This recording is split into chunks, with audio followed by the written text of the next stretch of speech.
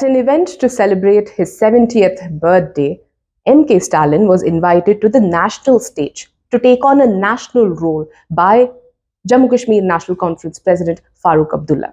During his speech, Farooq Abdullah invited Stalin to not just take an active role in bringing opposition parties together, but also take his brand of progressive politics beyond Tamil Nadu and to the national stage.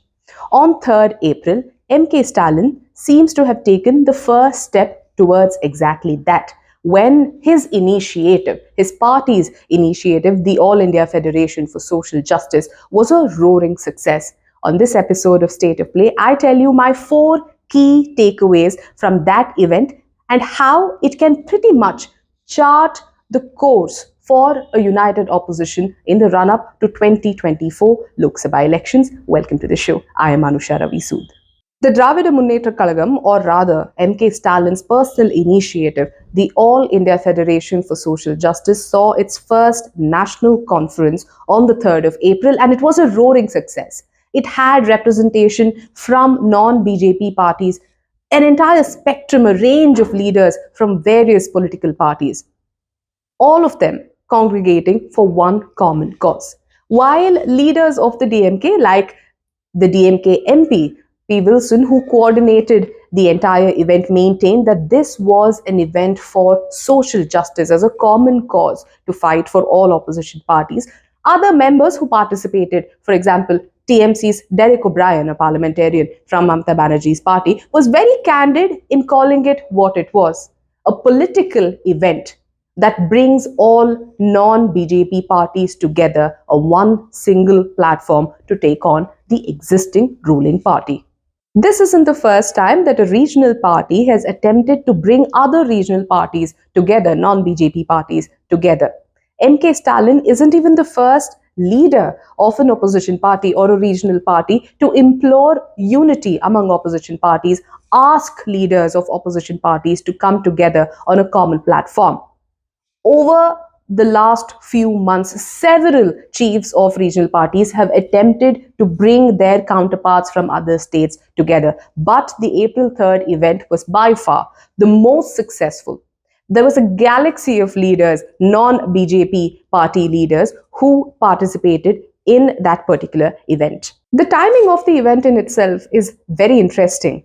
This came at a time when Prime Minister Narendra Modi himself, none other than Prime Minister Narendra Modi himself, has been making statements taunting, mocking, insisting that all the corrupts have come together to share stage.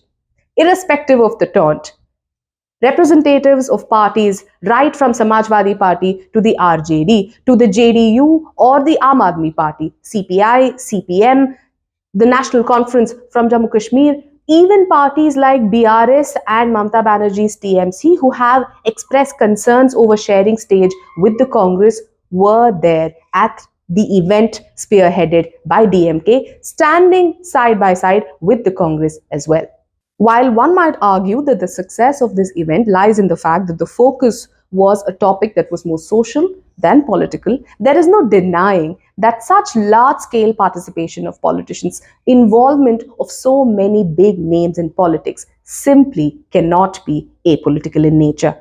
On the face of it, the discussions largely centered around the failure of the incumbent BJP government in ensuring social justice for marginalized communities like scheduled castes, scheduled tribes, and OBCs. The discussion also centered around how unconstitutional the EWS quota, the 10% economically weaker section quota, is when compared to the limited or the inadequate implementation of existing social justice measures in the country. While the tone, the tenor, the conversation largely rallied around social justice, there were 4 key takeaways from that particular event, and these 4 key takeaways perhaps will lay the stepping stone for what could be a united opposition's stance in the run-up to 2024 Lok Sabha elections. Firstly, the event has shown that social justice can be the glue that brings the opposition together. That can be the glue that ensures the opposition sticks together in the run-up to 2024 Lok Sabha elections. Social justice can be the one common rallying point, a point that is of interest to all opposition parties. when and if they decide to take on the incumbent NDA led by the BJP jointly ahead of the polls. Social justice is all set to become the crux of the possible common minimum program of an agreed united front. If the BJP cries corruption, then opposition parties now have a narrative of social justice. Debate and discussions on social justice has also revolved around the BJP's deriding of welfare schemes as freebies culture or ravedi culture. Here is where the role of the DMK becomes more defined. Other than being a vocal critic of several stance of the union government led by BJP, the DMK has also waged legal battles, whether it is in the case of freebies in the Supreme Court, whether it is petitioning against the EWS quota that was brought in by the union government, or putting up a legal opposition to the Citizenship Amendment Bill. DMK has earned the moral authority to ask other opposition parties to take a stance on issues such as this. Secondly, cutting across party lines, representatives at the Conference for Social Justice demanded for a nationwide caste census. Now in Bihar, the Nitish Kumar government is already at loggerheads with the BJP over caste census. Representatives of multiple parties at the National Conference for Social Justice on 3rd of April insisted that the government should carry out a nationwide caste census, and that is the only scientific and logical way of assessing and implementing adequate representation of marginalized sections, classes, in educational institutions, in jobs, promotions, etc., to ensure social justice for all. The demand and the justification for a nationwide caste census to assess representation of SCs, STs, OBCs in government jobs across the country is also a very clever way for the opposition to really test the truth in the claim of Prime Minister's popular slogan, Sabka Saath, Sabka Vikas. Is it merely lip service, or is that the reality on ground? What better way to assess it than demand for a caste census? Any discrepancy the data throws up will be the first stepping stone for the opposition parties to woo back sections of backward classes, SCs and STs that the BJP has been specifically targeting over the years as part of its social engineering mechanism, one election after another. If any, political pundits do believe, and this is something that political leaders are also said to have discussed in the conference behind closed doors, that the only counter to consolidation on religious lines is consolidation on caste lines. The third key takeaway, and this was pretty in your face at that particular event, is the intent of the DMK and its chief MK Stalin to take the Dravidian model of development from Tamil Nadu to the rest of the country. If BJP is proud of its, BJP led by Narendra Modi is proud of its Gujarat model, then MK Stalin and the DMK want to present to India their Dravidian model of development. Ever since MK Stalin assumed the office of Chief Minister of Tamil Nadu, he has led the government and the party and its cadres to build this image of Dravidian model of politics.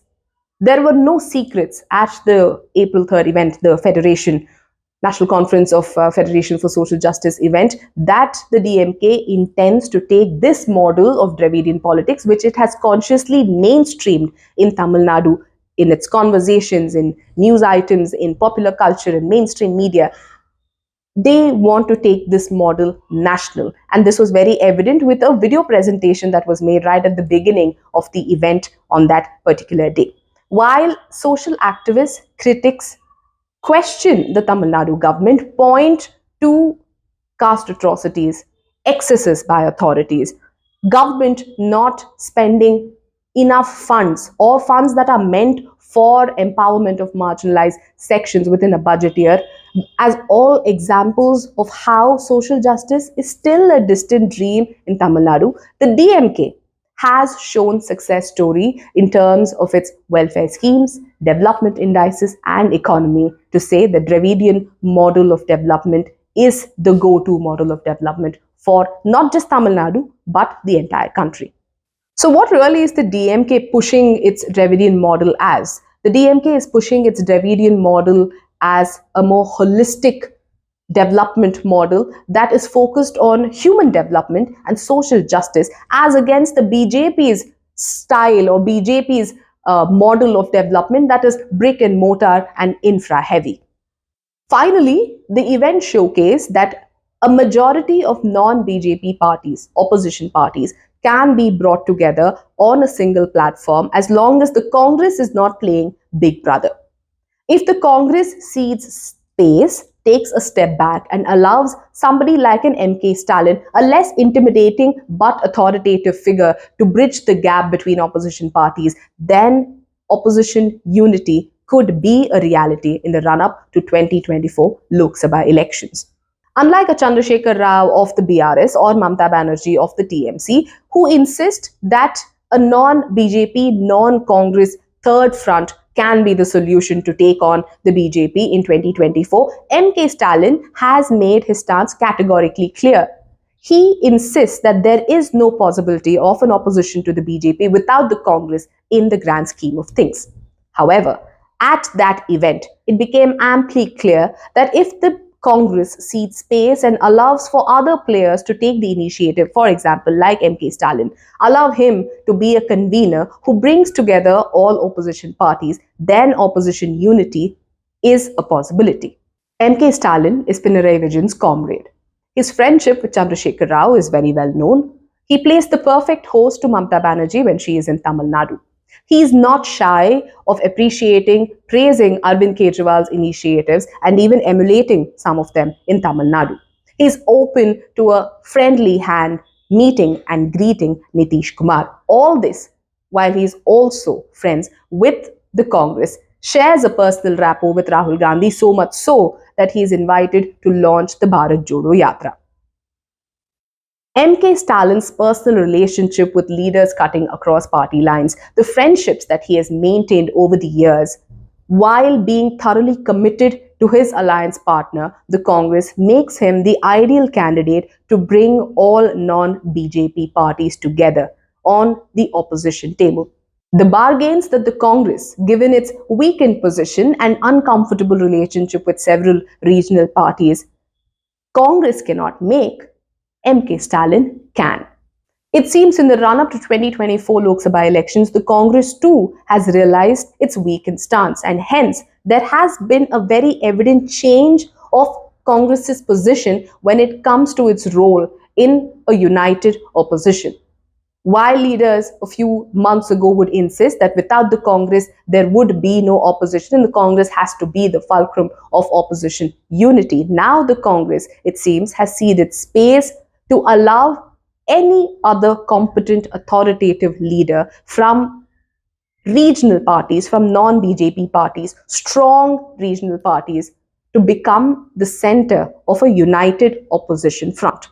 The change in Congress's stance became evident with Mallikarjun Kharge's statement at Stalin's 70th birthday. Mallikarjun Kharge, the president of AICC, said that the Congress was not adamant on it picking the prime minister candidate. In fact, if anything, the Congress was willing to make sacrifices to ensure opposition unity, because at this point in time, the Congress, as the grand old party and a national party that has presence across the country, truly believes that it is time for a united opposition than for the Congress to be leading that united opposition. And MK Stalin, if anything, given the event on 3rd April, ticks many, many boxes. Other than the fact that he can bring opposition parties together, he can also ensure that Congress is in the thick of things. We will keep you updated on how this particular story develops in the run up to 2024. What are the various changes that DMK intends to bring? One such change it does want to bring is bring in more opposition parties like YSRCP, the TDP representatives who were absent from that particular event. The DMK is confident of winning them over as well. We at South First will keep a close watch on the same. Thank you so much for watching.